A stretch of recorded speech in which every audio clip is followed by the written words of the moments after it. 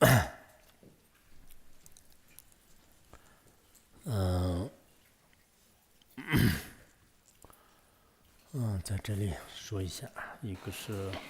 few things. First of all is that we recently have some new printed books. Some of the new published books are the ones that had been translated in the past. And there's this one new book that I think it's completely new to all of you. This new book is called A Memoir of Dreamlike Life. This is a memoir, rather contains my diaries of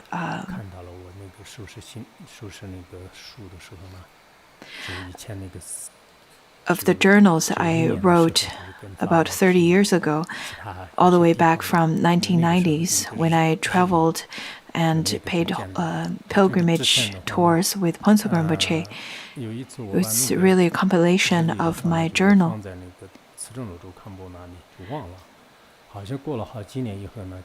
I somehow kept this calendar at Khenpo Sodargye's place for a few years, and then he reminded me of how it was with him, and then he told me that there's a lot of content over there. Do you want to take a look at it? So I did, and then I forgot about it for a long period of time again. Later, when I eventually finally remembered it, I started to remember the various aspects and events that happened back then. I tried my best to remember as much as possible. I believe that people who are interested in this, you probably would generate certain insights or interest at least. Whatever I wrote in there or what happened back then, there were things that happened back then.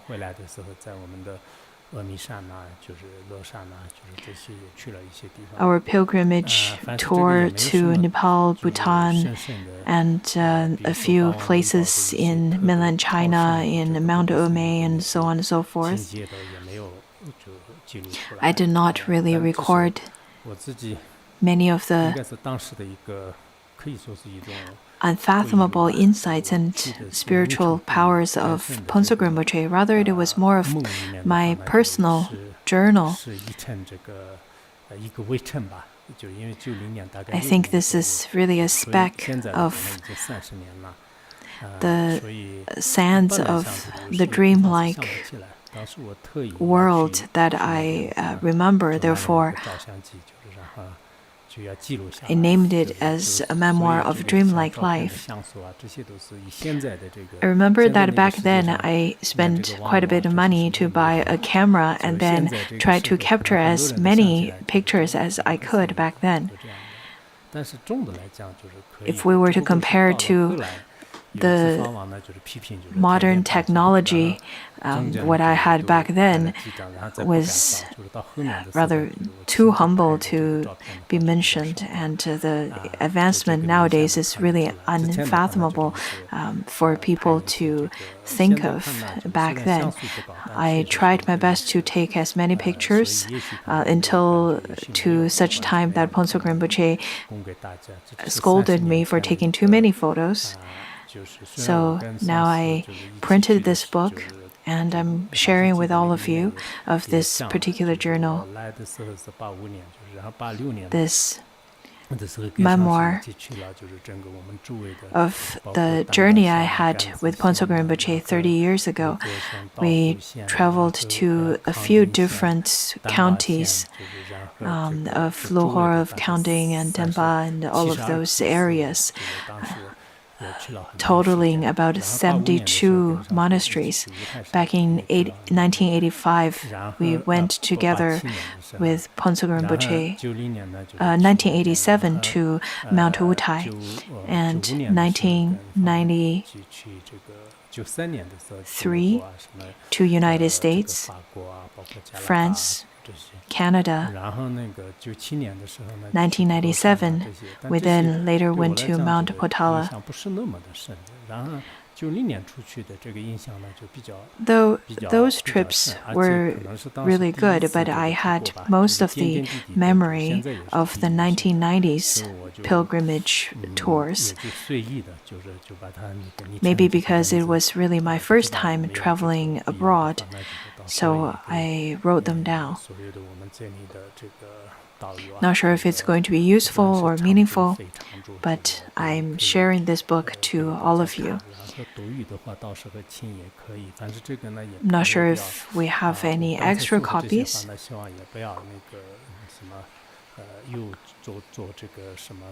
I hope what I said is not going to be put online. This is really the in-class announcement, so I really hope that this is not going to be spread it online on your social medias and so on and so forth, because I myself don't really like it. This is something I shared with all of you who are here, not online.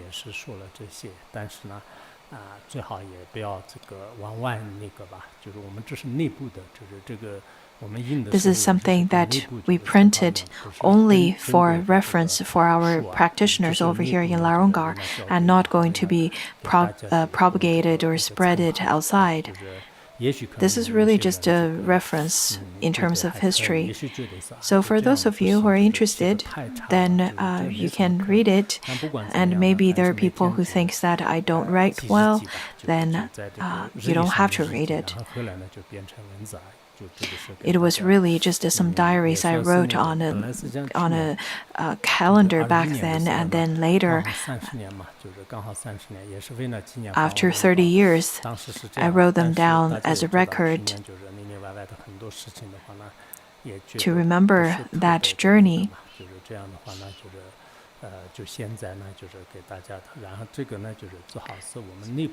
So I'm only sharing it with all of you who are here. So I hope that you do not pass it on to the others, don't share it to the others online, and so on and so forth. This is very much just a reference for you, and there's nothing to be shared with people other than the ones in Laronggar.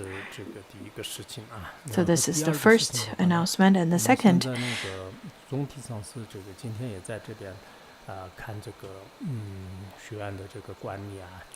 is about the management in Laronggar. Lots of our staff members, you're working very well. You're working really diligently. I think in terms of management, in terms of staffing and serving the Sangha, it would be the best to maintain a sense of harmony with everyone. Don't create schism, don't create any conflicts with others. If you were to generate a great sense of anger and lots of quarrels with the other Sangha members, then it's very difficult to say if what you're doing is meritorious or not. Whatever you're dealing with, whomsoever you're dealing with, you have to be skillful and be harmonious with the others. Our staff members, I think the numbers will decrease eventually, especially this year in terms of our management for our students. It seems that people are using this particular post because if you were to staff and serve the Sangha, then there are some extra marks that can be added to your report cards, and it's rather a little bit difficult it's a bit difficult to maintain a large number of the members who serve the Sangha. And lots of the Khenpos and Khenmos don't really complain about the members, staff for the Sangha because I am still alive and lots of the people don't really dare to say anything negative about them yet. But I think in general, it's quite important to serve the Sangha at the same time, engage diligently in your own study and practice. From what I notice is that people who are good at serving the Sangha, they're usually very good at their own studies and their own practice as well. And people who are not good at serving the Sangha, usually they're not very good at engaging in their own studies and practice. Therefore, later on, we're going to decrease the numbers of staff members and only keep a few. Another thing to address is that we have to abide the rules and regulations and so on and so forth. I really hope that people don't get too excited and crowded whenever we have any lamas or celebrities visiting.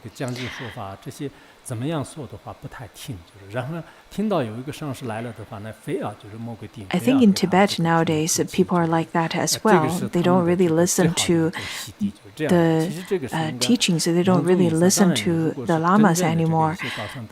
As much as you try to tell them, don't do this and don't do that, they will insist on doing whatever they want anyways.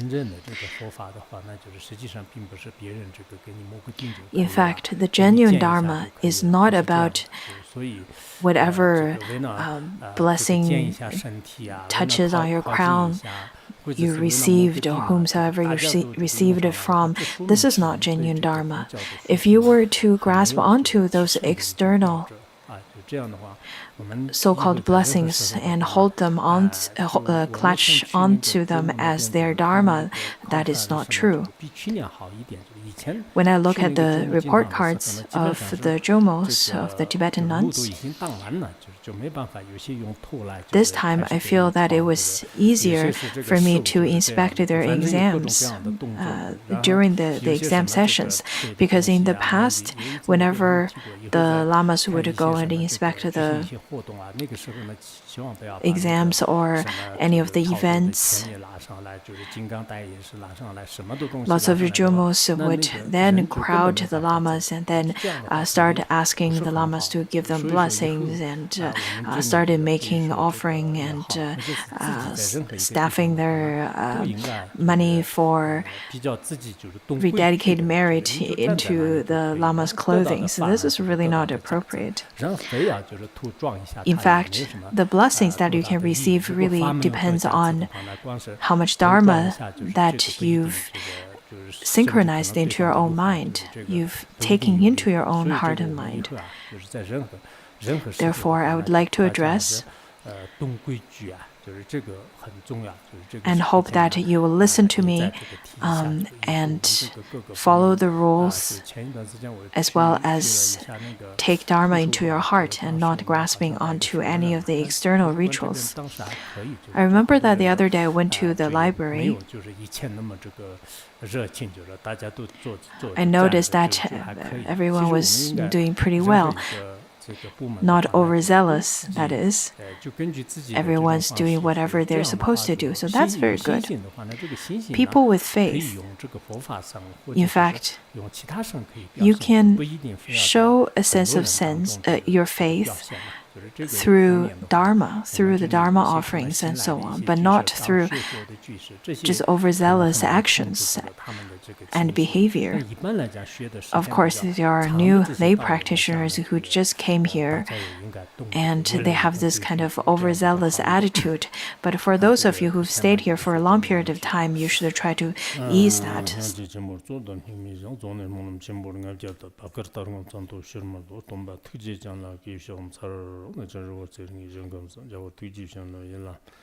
The answer, past profound and wonderful Dharma, is difficult to encounter in billions of eons. I now see it here, receive it, and uphold it, about to fathom the Tathagata's true meaning, to liberate all beings, less generous, supreme bodhicitta.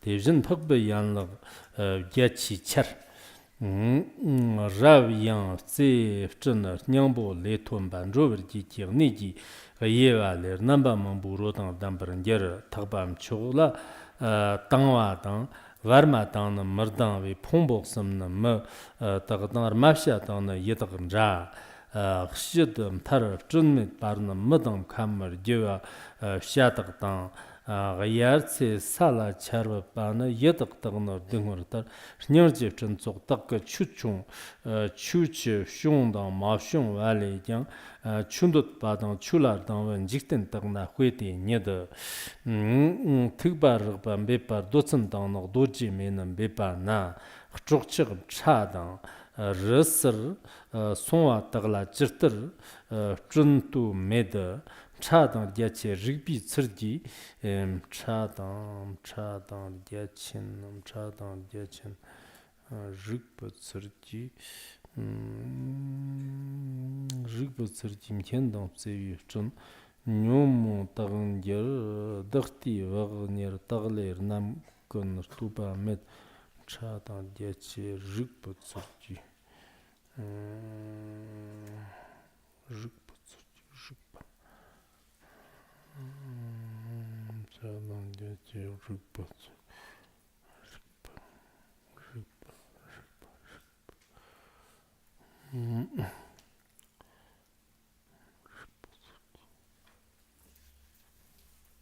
Yusama.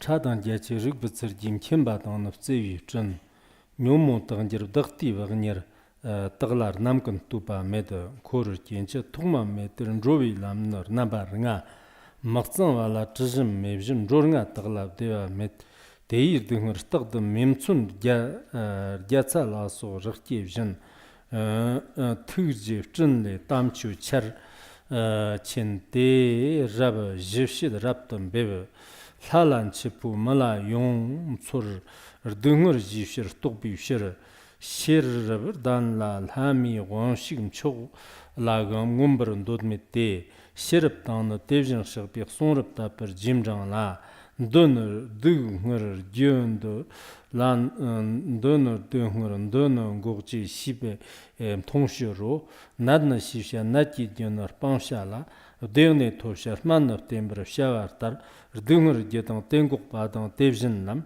shishar pansha rigber shajang tember sha jirtir tsamba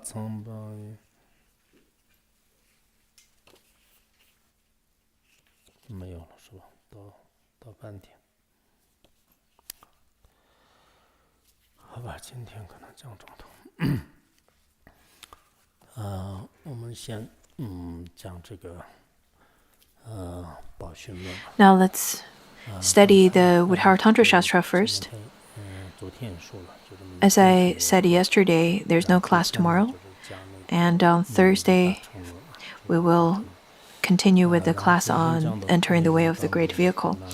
In today's class, we're currently studying the 4th chapter on the chapter of activity of the Buddha.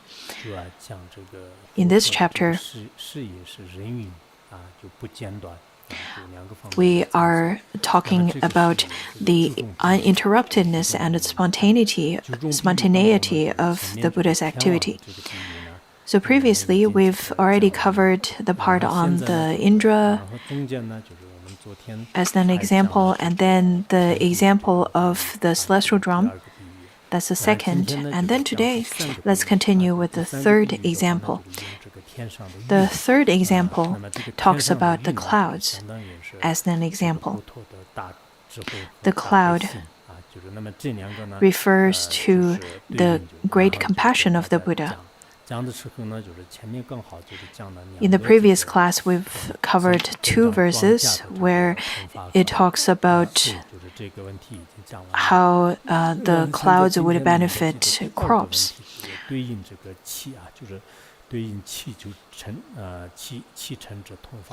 Now let's look at this verse over here. Today, we're going to look at the way there is change in terms of the vessel.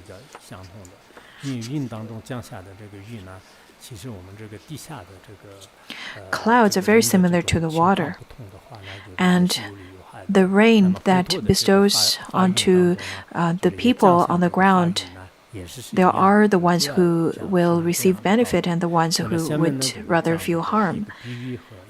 So let's look at the example and then look at the meaning after. Look at the example. It says that water that is cool, delicious, soft, and is light when it falls from the clouds acquires on earth very many tastes by touching salty and other grounds. We know that whenever it's raining, the clouds that's pure and cool and bestow the pure and cool water, because the clouds that's formed in the space are made from, for example, the moisture and different particles and so on, and then it would bestow the raindrops. It has all kinds of merits, just as how the celestial water are endowed with all kinds of merits as well. Over here, I'm not sure if it has 8 different kinds of merit, but over here it says that the touch or the tactile feeling is that the raindrop is cool. It is not heated, it is not dry, it is rather cooling. And the second property of this water is of sweet. There are different tastes to different water. Over here, this taste is sweet. And then the third quality is that it doesn't harm the body, it is rather gentle. And the fourth one is that it is refreshing. As raindrops, in fact, it is not harsh. It is not sticky, it is refreshing. And then the fifth one is that it is clean. Sixth, it is not foul. It doesn't have any foul smells to it. And then the seventh is that it is not going to harm your stomach even if you were to drink a lot of it. If you were to drink any filthy water, contaminated water, then of course it's going to give you various kinds of harms to your stomach or even diarrhea. And then the next one says that it doesn't harm your throat. Whenever you have some sense of unease around your throat, but if you were to drink this rainwater, it's not going to harm your throat. So over here it says that such kind of water that is poured down from the clouds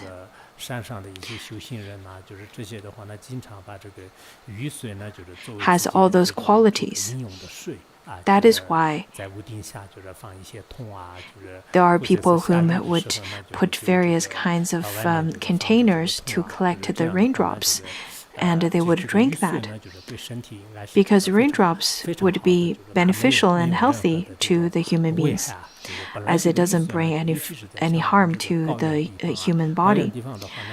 In the high altitude place like over here, the snow water is also really good.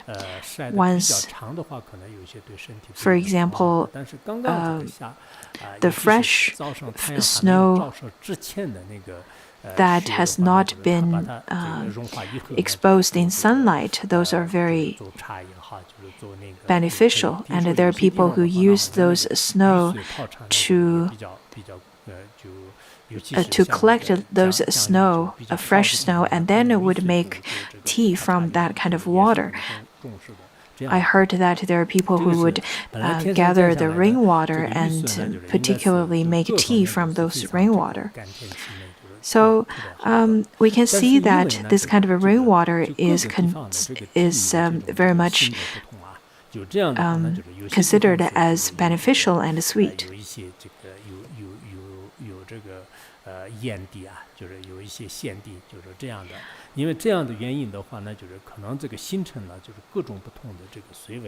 However, once the raindrop drops to the ground, especially there are salty ground, then there are different tastes that would generate.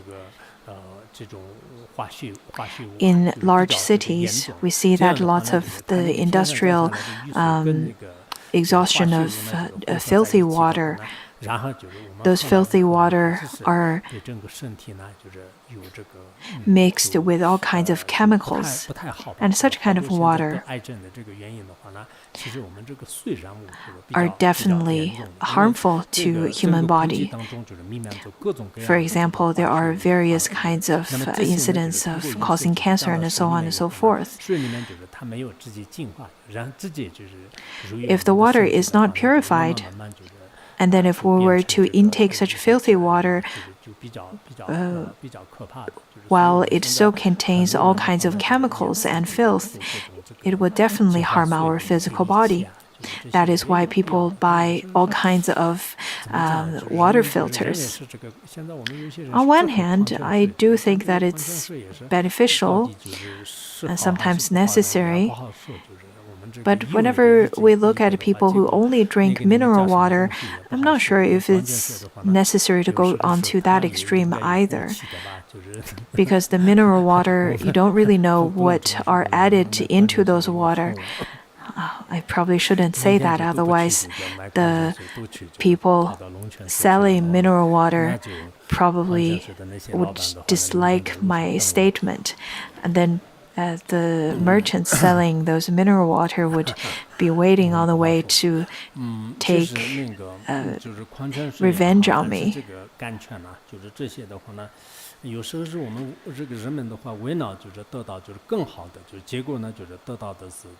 But we can see that people nowadays, they try to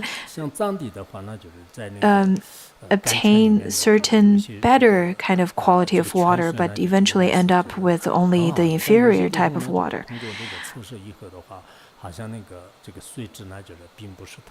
There are water that's renowned for its purity and, for example, the various springs and so on and so forth. In Larangar, for example, the water that we have over here, we tried our best to make sure that the water is drinkable. Now it has met the standard of being a drinkable water, but it's not really the best water. However, the raindrops that's dropping from the sky, from the space, some of the raindrops out of various conditions, it may taste a little bit different. The same type of water that rains from the sky, it should have all 8 kinds of merits, 8 kinds of good qualities. However, the quality of the water is different. When I was in Africa, I really wanted to I really felt there should be some rain over there. But even when it was dark and with clouds, but no raindrops would fall from the sky. So that's the first example. The raindrops, when it first generated from the clouds, they're of no difference. They're of good qualities. But once they drop down to the ground, then there are different flavors and different qualities to it. or there's a different change to the quality. The next verse says that when the waters of the Eight Noble-Fold Path rain from the heart of a vast cloud of compassion, they will also acquire many kinds of tastes, but the different grounds of beings make up. By the different beings make up. So over here it says that the Eightfold Path taught by the Buddha, in fact, the teaching is exactly just like the rain that is endowed with the 8 beneficial qualities. So the teachings given by the Buddha is of great equanimity. It is generated out of his vast and great compassion.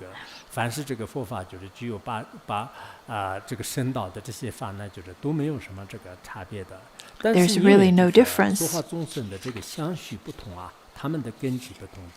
However, because of the ground of the sentient being's mind, the different elements of the sentient being's mind and different capacity, then the way that they perceive the teaching will be different. For example, the ones with the disposition of Shravaka, they would receive the Eightfold Path to the teachings of the Shravaka. That is the 12 nidanas, and then to the bodhisattva dispositions, then they would perceive it as the teachings of the selfless phenomena and selfless self. Though the Buddha gives a teaching that is the same, however, out of the different dispositions and capacities of sentient beings, they receive it differently. The way that they would work with their afflictions would be different as well. According to the Avatamsaka Sutra, it says that the rain of the correct Dharma that's bestowed by the Tathagata is the one flavor of the great compassion. However, because of the sentient beings are of different capacities, therefore, there are differences of the Dharma teachings stated. The rain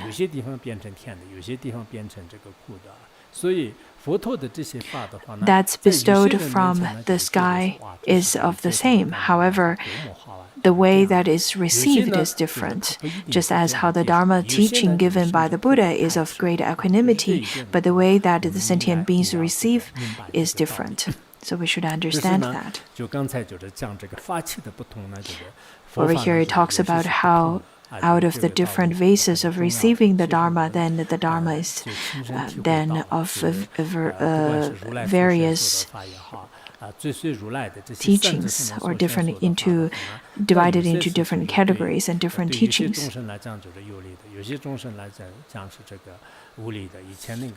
The rain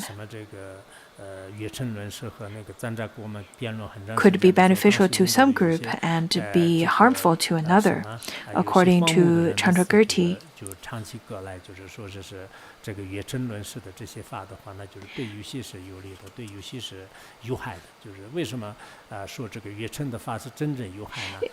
it is said that the teachings given by Chandrakirti could be beneficial to a group of people and harmful to another. It is not to say that Chandrakirti's teaching is harmful. Rather, it is to say that Chandrakirti's teaching could destroy the wrong views of some and could only encourage more wrong views to the ones who's not capable of receiving the teaching.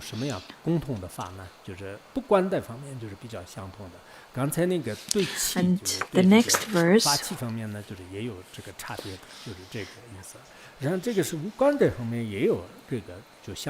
in terms of the effortless manifestation, in terms of the kind of manifestation of the rain that is effortless, and same as the Buddha's teaching is also effortless. There are the three aspects or three examples to demonstrate this. The first one says that those of devotion towards the Supreme Vehicle, those who are neutral, and those with aggression, and the three groups of beings who are similar to humans, peacocks, and the hungry ghosts. So those are the three examples. The great vehicle, the most supreme vehicle, the Mahayana, would bestow the rain from clouds. The kinds of audience that receive the rain are divided into the three categories. For example, there are the ones who generated great and pure faith to receive the Mahayana teaching, and they would be able to completely receive the teachings. This is the beings of the first group. And then the second group are the ones who are of the middling capacity. They are rather quite neutral. They can receive the teaching and they don't have to receive the teaching, so they don't really have a preference. They don't really care much. They probably only care about their enjoyments and entertainments in life, but they don't really care about the Dharma. And then the third category are the ones whom do not have any faith whatsoever. In fact, not only that they don't have any faith, they would generate aggression. So they have this wrong view. So, after stating those three categories, how do they correspond with the three examples? The first group, the ones whom generated great faith, are the group of sentient beings, particularly human beings, receiving the raindrops, and they would be very happy. And the middling group, the neutral group, are just like peacocks. And the ones not only that they don't take delights in belief of the Dharma, rather they generate great aggression. So those group of people are considered as hungry ghosts. And later on, there are detailed explanations of each categories.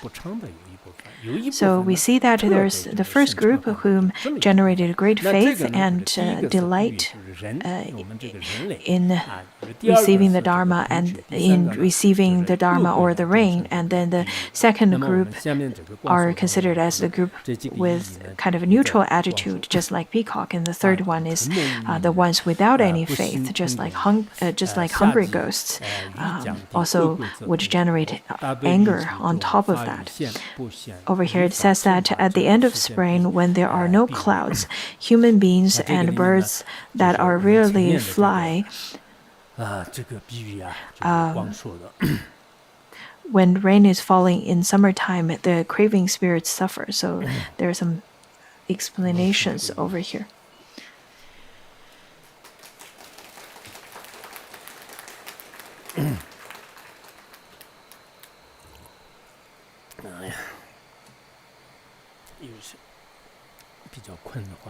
This memoir of a dream, for those of you who are dreaming right now, it's important for you to wake up. Maybe it will wake you up. I really hope that you can also write journals so that later on you can record all the virtuous deeds that you've done in this dreamlike life. All the Dharma that you've accumulated, the Dharma teachings that you've studied, and so on. That would be meaningful. Now let's look at the verse.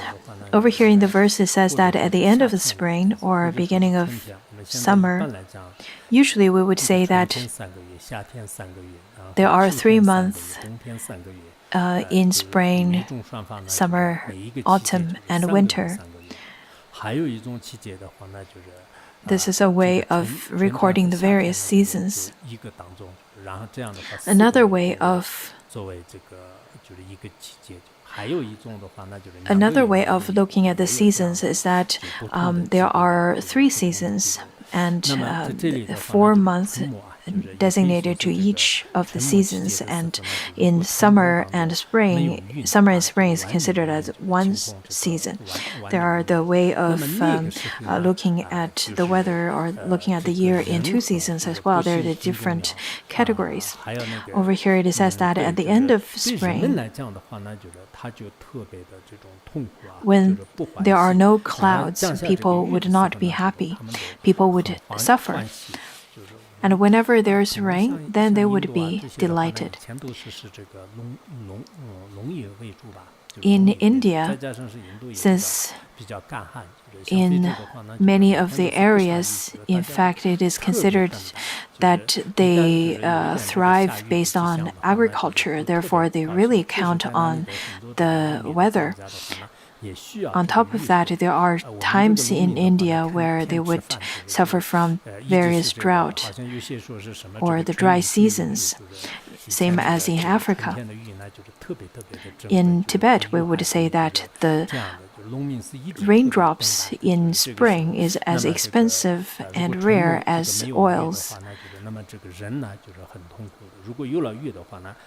So it is quite precious to have some spring rain. Therefore, over here it says that whenever it rains in the spring, people would be delighted.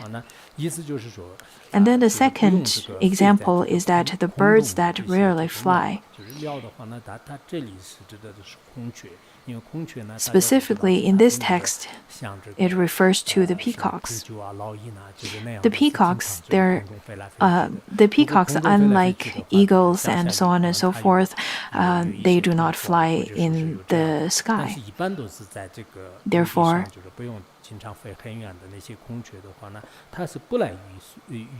for such kind of bird that doesn't necessarily travel in sky and depending on their flight skills, therefore they do not generate any suffering or delight whenever it's raining or not raining. So they abide at a state of neutrality. When I observe the sparrows that live under my roof, I noticed that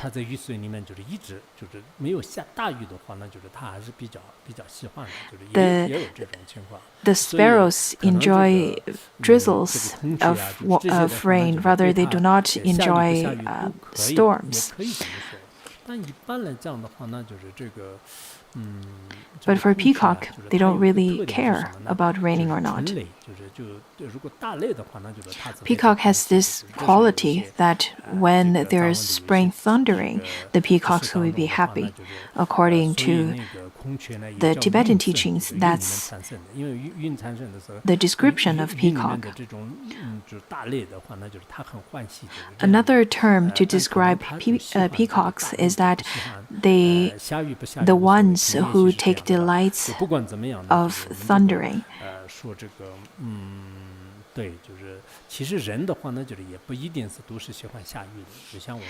It is not really an all-pervasive description of the peacocks or of the birds, nor the people. In fact, not everyone would take delights in rain. There are the group of people, for example, farmers. They definitely would take delight when it rains in the springtime, especially if it is dry for a long period of time. On the other hand, we don't really necessarily like lots of rain. For example, the flood in Henan and so on.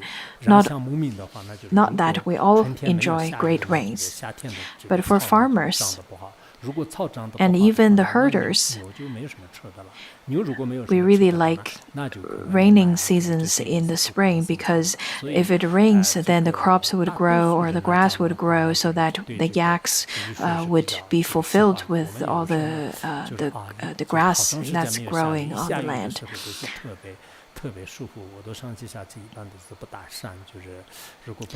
I myself, I really like drizzles.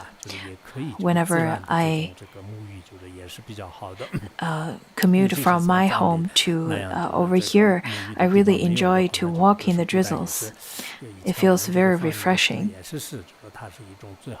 In Tibet, we say that the rain is really the best for the livelihood of all beings. So over here we can see that for majority of people, they would take delight when it rains. However, for the peacocks, they do not take any reference. They do not take any preference. But when it comes to the hungry ghost, because of their karma, whenever it rains in the summer season, the raindrops would then manifest as hot, heated sand rains. Therefore, the hungry ghosts would rather suffer gravely. Therefore, they would avert very much to that of the summer rain. So similarly, let's correspond the meaning to its examples. In terms of the great compassionate gathering of clouds, the wondrous teaching of the Dharma, that is the rain of Amrita, when it appears in this world, for the beings whom take delights in taking the teachings of the correct Dharma, they would be extremely happy.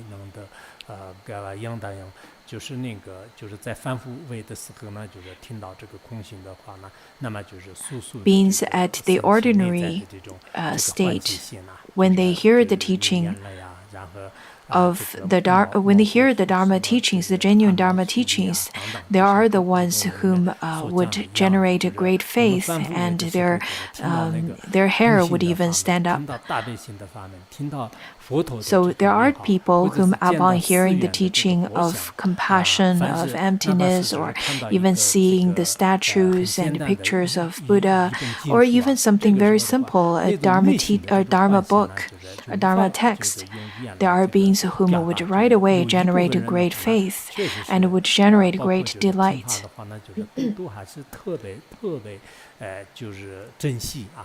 And they would cherish the Dharma teaching very much. They would feel that it is such of a rare opportunity for me to receive this teaching after eons of suffering in samsara. There are people like such. So over here, the first group of beings are like that, and the second group of beings are the ones in neutral state. When there are Dharma teachings, they are of a neutral state, and when there are not Dharma teachings, they don't necessarily feel anything either. There are the fellow Dharma practitioners who feel that, oh, there are teachings, okay. There's no teaching today, there's no class, okay. So they don't really feel anything specific when it comes to Dharma teachings. They would feel that, oh, it's good, there's no teachings. I can take some rest, I can take some break. When I observe certain of the staff members, the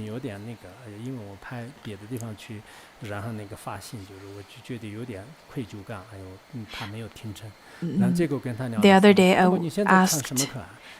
I asked some staff member who were sent to certain other places, and then initially I felt a little bit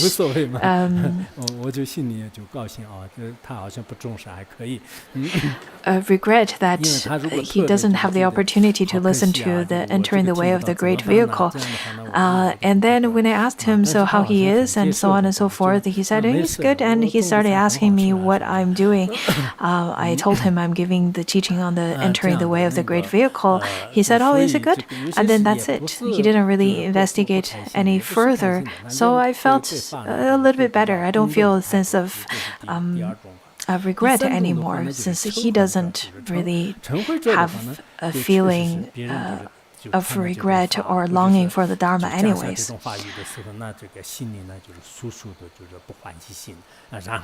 And then the third group of beings whom have the wrong views, they would not only not taking any delight in the Dharma, rather they generate a sense of aggression towards the Dharma. When we studied the Lotus Sutra, there are the group of beings there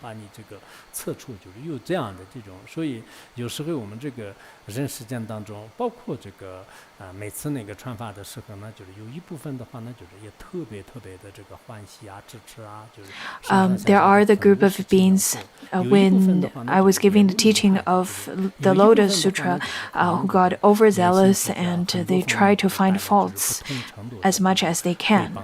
So we can see that there are beings like that. There are people creating the difficult conditions for the Dharma.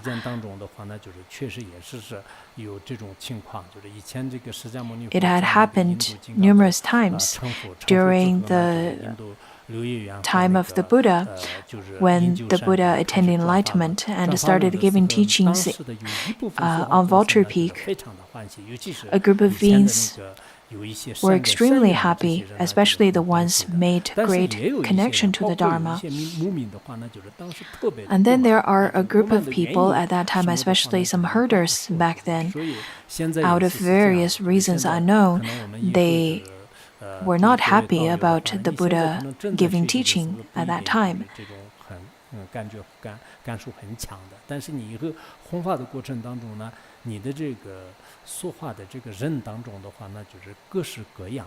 You probably don't have much of the feeling right now to what I'm talking about, but whenever it's your turn to give teachings to the others, you would definitely feel more vivid about the descriptions over here.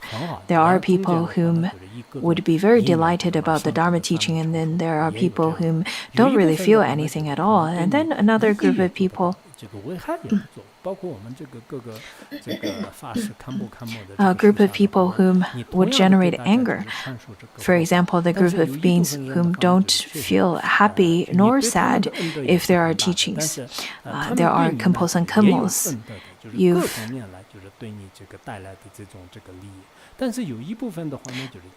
I believe the Khenpos and Khenmos may have more of a vivid feeling about this teaching over here, since you know that there are a group of people you've benefited and they've also tried to repay your kindness. And then there are a group of beings whom rather would create difficulties and it would be difficult to deal with.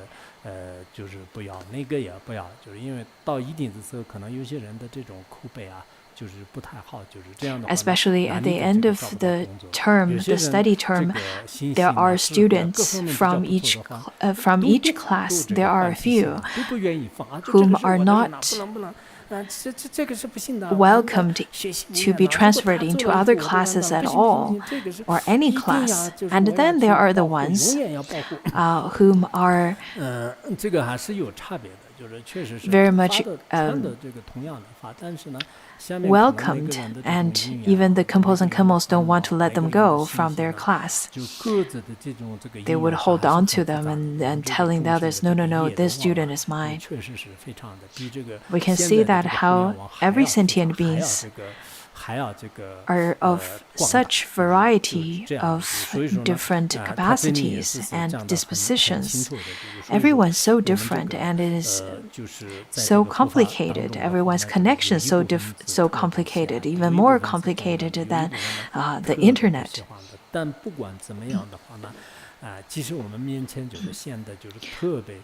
So the group of sentient beings that we like or we dislike, even the kind of sentient beings whom slander us for days and nights continuously, we should not see them with anger and aggression. The Buddha said that we should not generate any sense of aversion towards any sentient beings.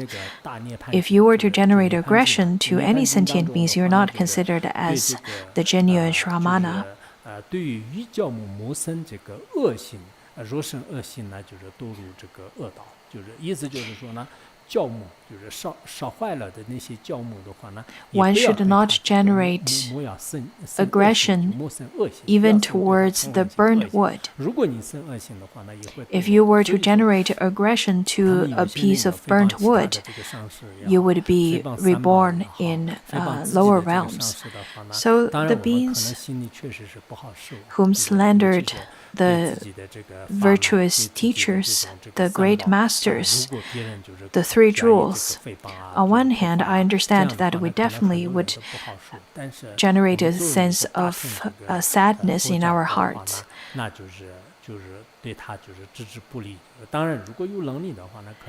However, we shouldn't generate any aversion and aggression towards those people who slander those great masters.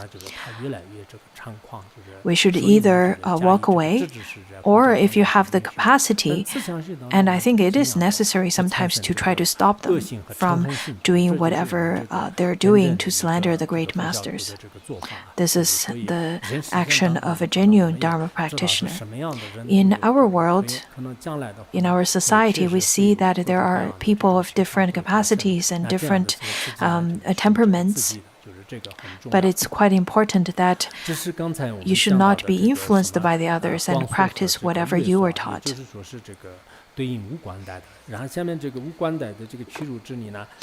And now let's look at the next verse, where it talks about the way it is not discriminatory.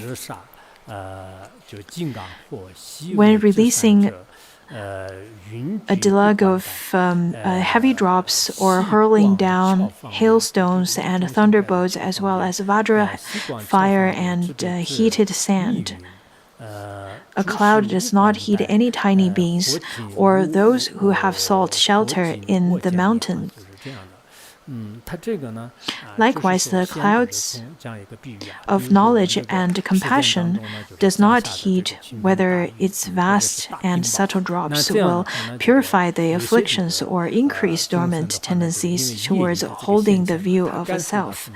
So the sentient beings, with their capacity or with their habitual tendencies, when the raindrops are pouring down, such kind of sentient beings would rather feel the heated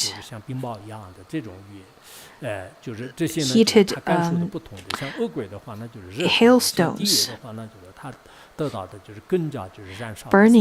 burning sands and heated hailstones.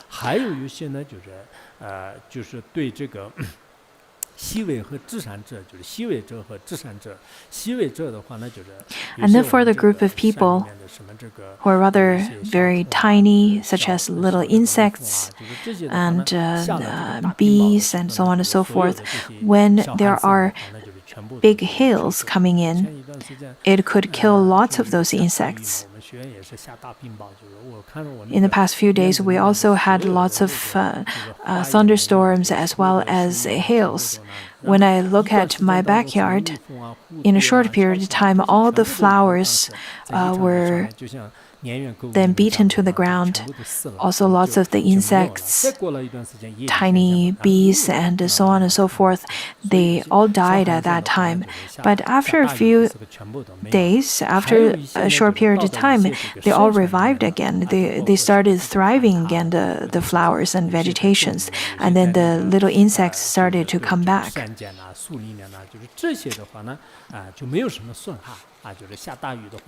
So it shows that the tiny beings could be harmed. But for the kind of tiny beings that takes shelter in caves, in mountains, in forests, then they won't be harmed. Therefore, over here it says that the clouds may not affect those of the tiny insects that sought shelter in mountains and caves and forests. Just as sentient beings, in this world, it is not that the raindrops have such kind of intention to harm that of the beings of hungry ghost realm. However, they would naturally be harmed. Whenever it's raining in our world, we can contemplate how such kind of raindrops would then be perceived as heated sands and the heated hails falling onto them. So that would generate great suffering and then anger. Looking at hails and raindrops, in fact, it doesn't affect the kind of animals and human beings in this world as much. However, it could create lots of suffering to that of the hungry ghost beings.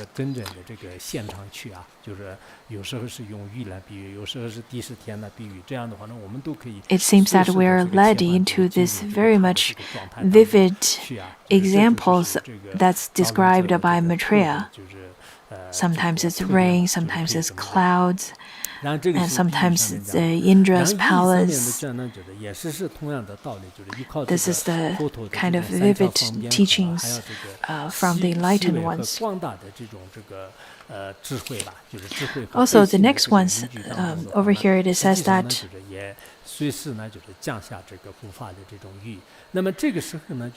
so the kind of sentient beings, in fact, are of the capacity to receive the teachings of the Dharma. Then they would take delight of taking the ring of the Dharma. It is not that the Buddha, while giving the Dharma teachings out of his great compassion, has a sense of differentiating the different capacities of sentient beings. Rather, there are the beings that have different capacity of receiving the teachings. And over here it says that the different capacities, including the ones have the disposition of receiving the profound, subtle, and vast teachings. And then there are the sentient beings only has the disposition of grasping onto a solid existence of self. And for those beings, they would not be able to receive any benefits. On one hand, it seems that the Buddha is turning the Dharma wheel, and it should be beneficial to all. However, there are beings who can receive the benefits and the ones who can't.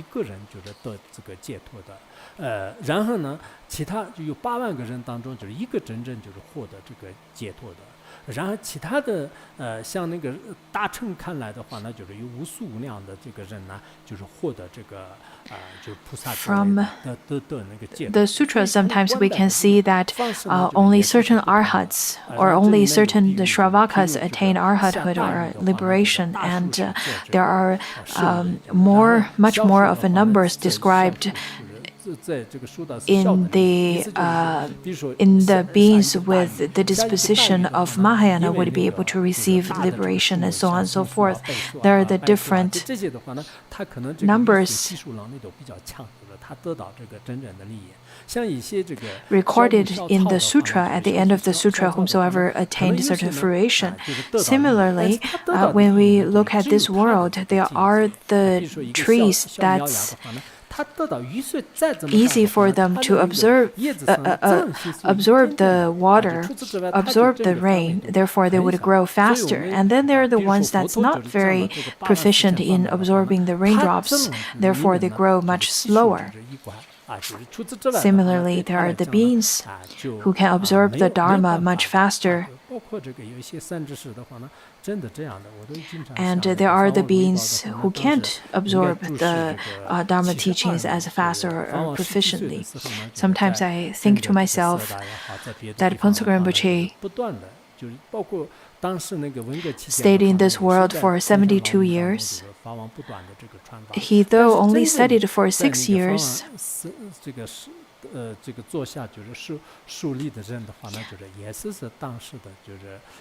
but he gave the teaching for a long period of time, even through the difficult time of the Cultural Revolution.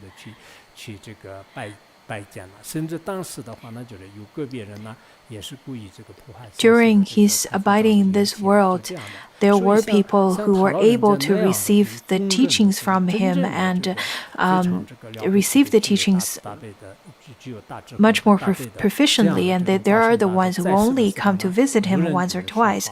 And on top of that, there are the ones whom not only not contributing to his Dharma propagation, but created great difficulties in the revealing of his Dharma.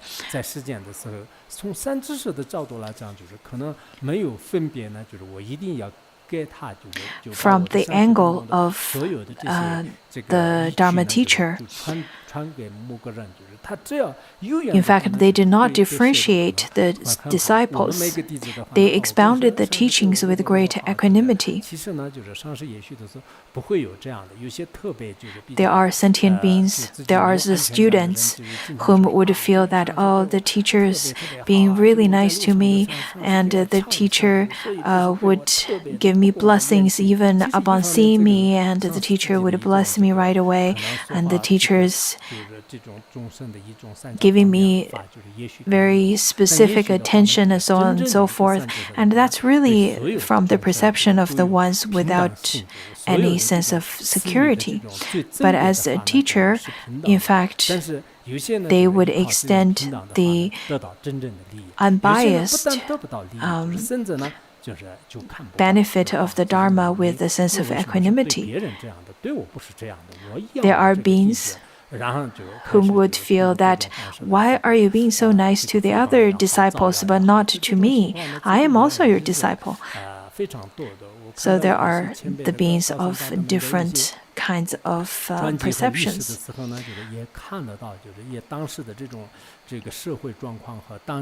From the biographies of the various masters, I can see these kinds of students also exist in their descriptions. And sometimes when I read their biographies, it feels very much vivid to me, as if I am already seeing the situations, especially when it comes to how the Dharma teacher has the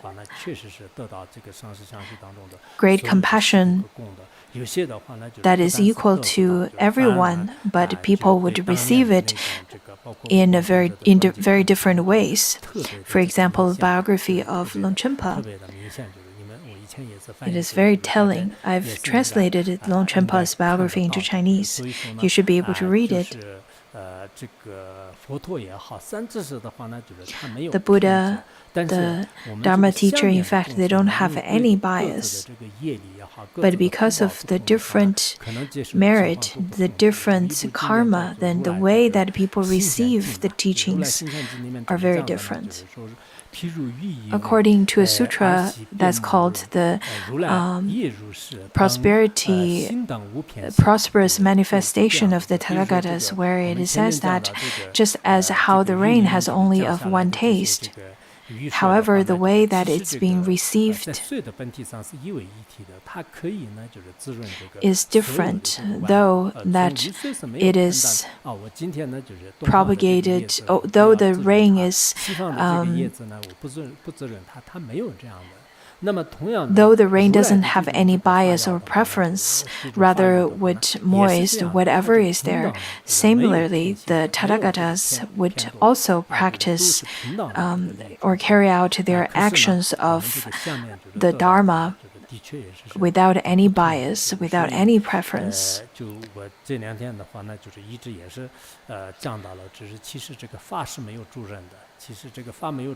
I kept on stressing the point that the Dharma doesn't have a master. There's no one that owns the Dharma. The Buddha doesn't have an owner.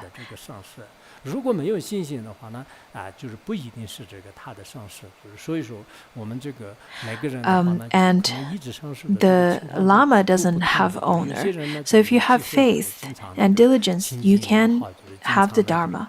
If you have faith, then you can take the teacher as your teacher. There are people who have the opportunity to listen to the teacher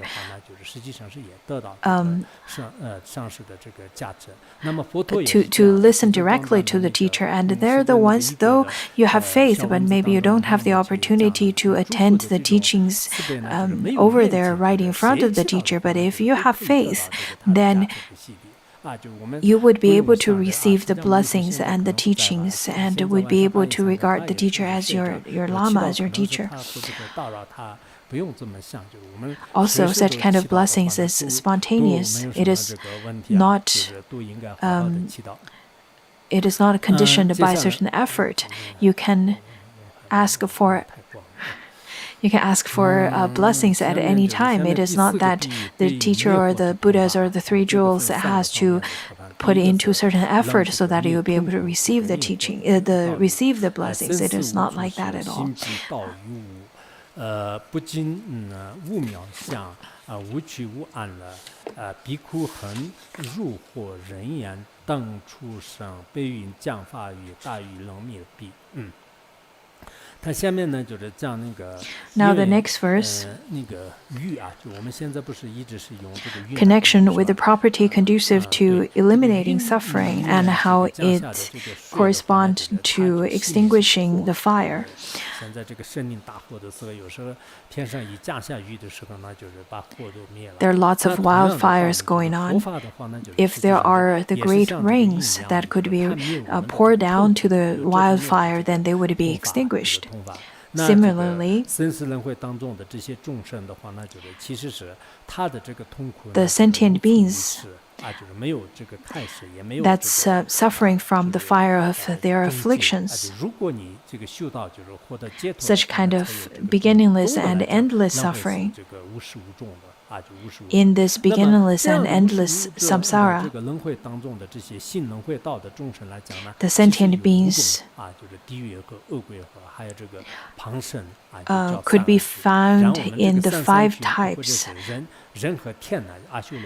The celestial beings, the Asuras, sometimes are combined as one group, and sometimes the hungry ghost and the hell realm sometimes is combined as one realm. Therefore, over here it says the 5 instead of 6. Some beings would say that, well, I feel samsara is wonderful, it's so happy, it's full of all kinds of happiness. I have a family, I have property, I have work, and I am having all kinds of enjoyments. Why do you say that samsara is suffering? I am quite happy. But over here, the example is that, in fact, there is no happiness in samsara, just like that you can't find any fragrance in feces. 这些这个痛苦的话呢，实际上呢，就是相当于是就是像这个火一样的，就是让这个不间断的这个焚烧，就是一切，也像呢，就是像刀刃一样的。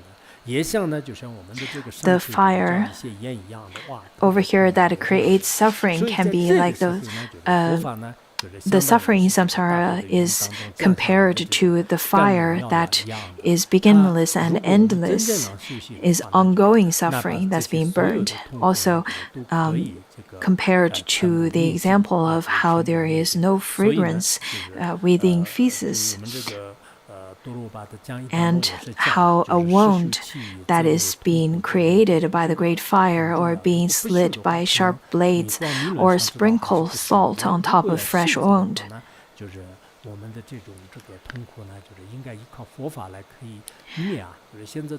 However, we can definitely extinguish all of those fire of suffering through the actual practice of the Dharma.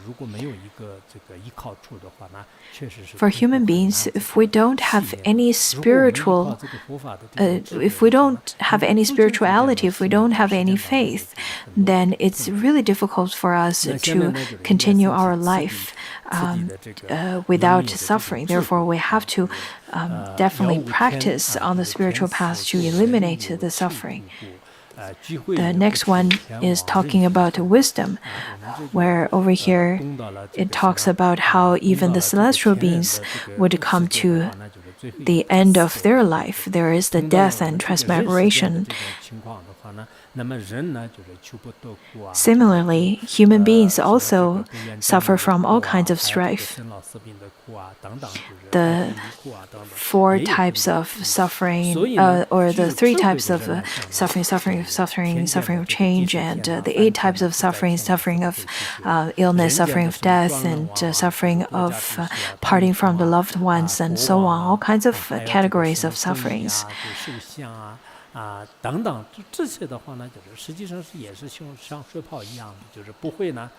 Even if such kind of being is of a high social status, the kings, emperors, prime ministers, the ones with lots of wealth and so on, they may be considered as the celestial beings in the human realm.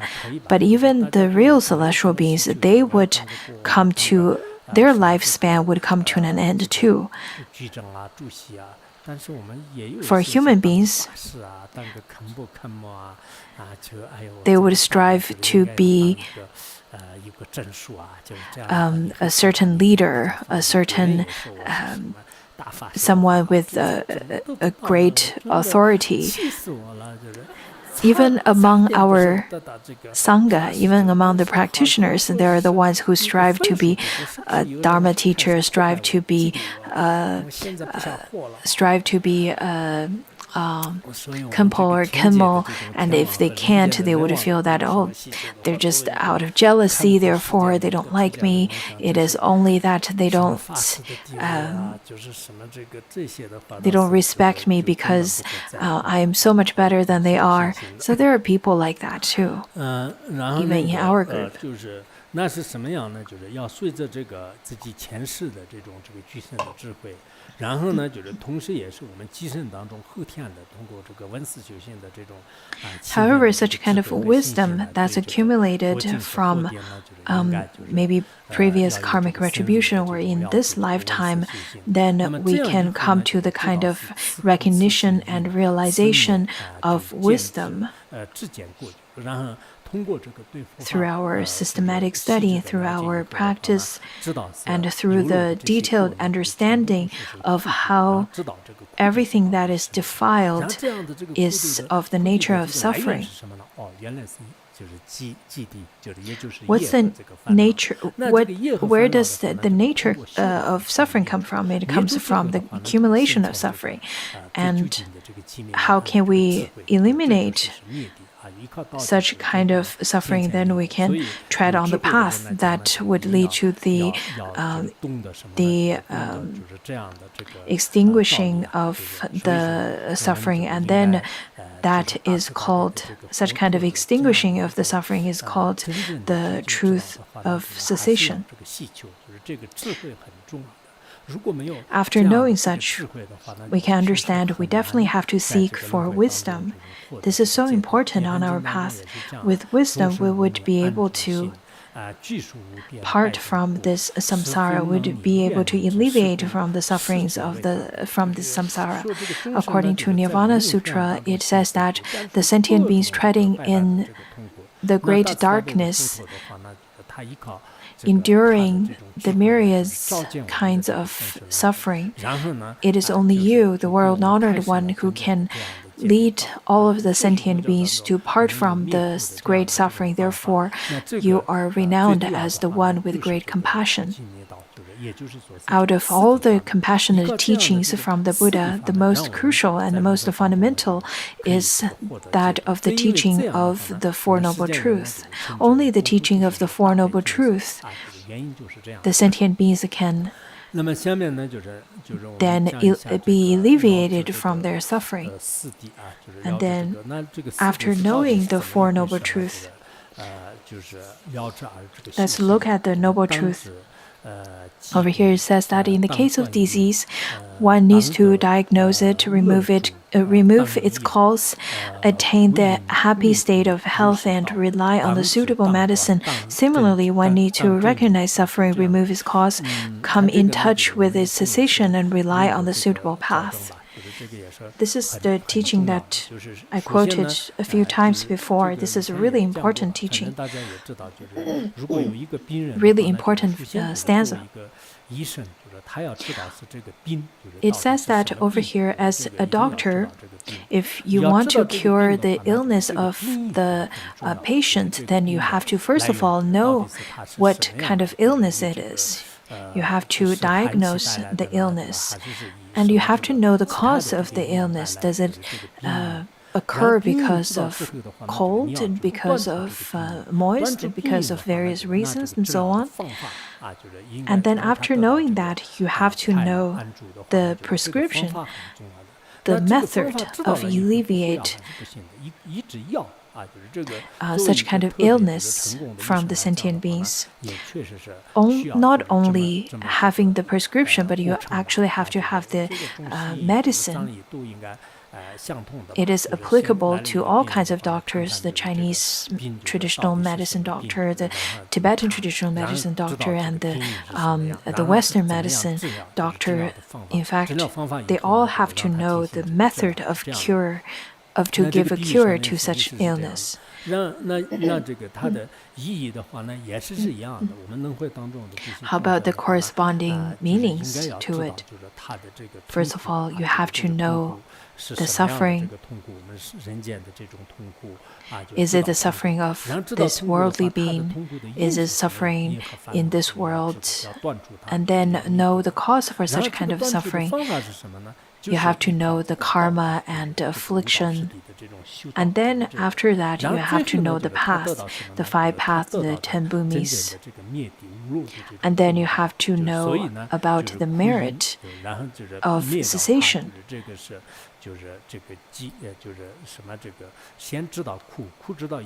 You have to know the suffering, know the cause of suffering, know the merit of the cessation.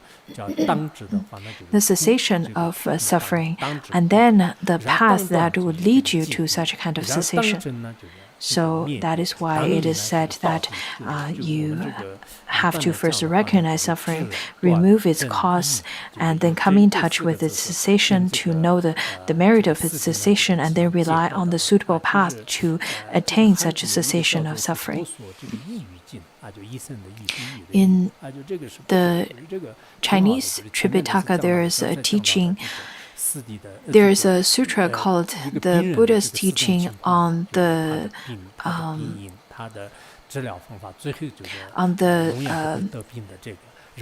teachings given by a doctor, where it talks about how the medicines, how the doctor would diagnose various illness and then give the prescription, and then so on and so on, and how that corresponds to the Dharma, how it corresponds to the teaching of the Buddha, especially when it comes to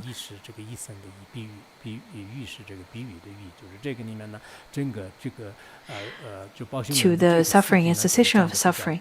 The sutra's title in Chinese is that the Buddha's teaching on the example of a doctor. In the Shastra, it also says that suffering is just like illness and the cause of such illness is the cause of suffering. The method of alleviate such illness is the method of alleviating suffering, and the cessation refers to the cure of such illness. According to the Sutra of Teachings, it says that the moon can be hot, the sun can be cold, but the Buddha's teaching on the Four Noble Truths will not change. So, what is the truth?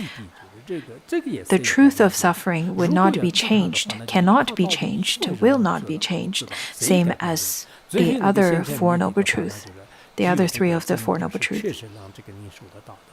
And for people whom attained any kinds of insights and realization, they would definitely agree to that. This is really a natural law. So I hope all of you would uptake the teaching of the Four Noble Truths into your heart and cherish it.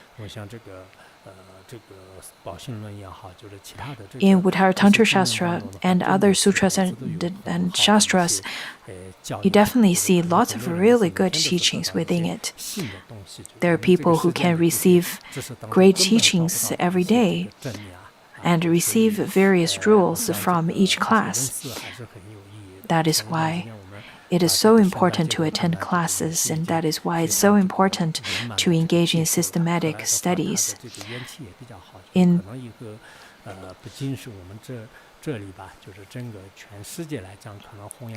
A few days ago, we in fact already completed the teaching of the Sutra of Great Liberation, and I think it was of great dependent origination, and it can be propagated largely in the future, widely in the future, not only in here but everywhere in this world. This is really out of the auspicious dependent origination. This time, when I look at all of you attending this class on Uttaratantra Shastra, your interest and your dedication is very encouraging. When I look at it, I am very pleased. Sometimes I think that I also put lots of effort into preparing the class and into the giving of the class on top of all the other things I have to do. Many of the Dharma teachers, they can take turns to give teachings, but I myself, I can't take turns with anyone. So I have to give teachings every day. There are people over here, maybe you haven't received any degrees or certificates in Larongar, but if you engaged in all kinds of teachings over here, and whenever it's time for you to get back to the society or the whatever community that you're from, you would notice that you have the ability to propagate the Dharma and to help the other sentient beings, and bestowing the nectar of Dharma to the ones in need. So after your effort will definitely not be in vain. Let's stop here today.